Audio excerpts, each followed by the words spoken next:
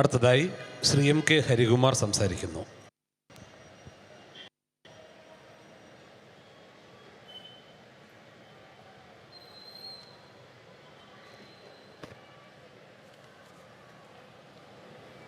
വേദിയിലുള്ള ആദരവുള്ള സന്യാസിമാർ, മറ്റ് പ്രഭാഷകന്മാർ,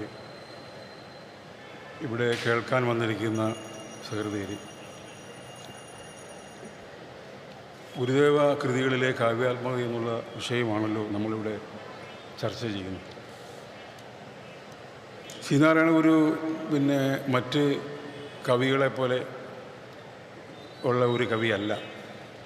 നമ്മളങ്ങനെ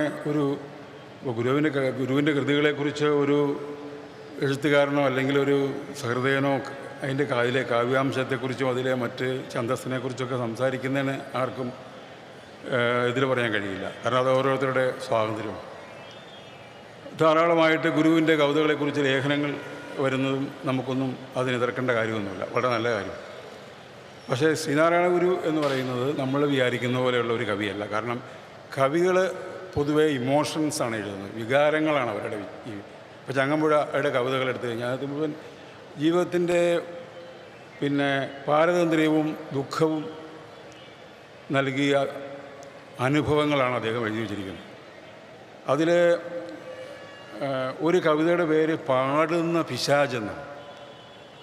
മാത്രമല്ല രമണൻ പോലുള്ള കൃതികളെല്ലാം നമുക്കറിയാം പ്രണയ നൈരാശ്യവുമൊക്കെയാണ്. കവികൾക്ക് ആത്മഹത്യാ പ്രവണതയുണ്ട്. എടപ്പള്ളി രാഘവൻ പിള്ളയുടെ ജീവിതം നമുക്കറിയാം. ആത്മഹത്യ വൈകാരികമായ പ്രതിസന്ധികളിൽപ്പെട്ട്, മനഃശാസ്ത്രപരമായ പ്രതിസന്ധികളിൽപ്പെട്ടവരാണ് കവികൾ. അതിനെ പ്രമുഖരായ പല കവികളും ഇത് സ്ഥിരീകരിച്ചിട്ടുള്ള കാര്യം. വേഡ്സ്വർത്ത് തൻ്റെ കവിതയെക്കുറിച്ച് പറഞ്ഞ് ഇമോഷൻസ്, വൈകാരിക പ്രക്ഷുബ്ധമായ അനുഭവങ്ങളെ നിരീക്ഷിച്ചുകൊണ്ട് എഴുതുന്ന കവിതകളാണ് അദ്ദേഹത്തിൻ്റെ നാം.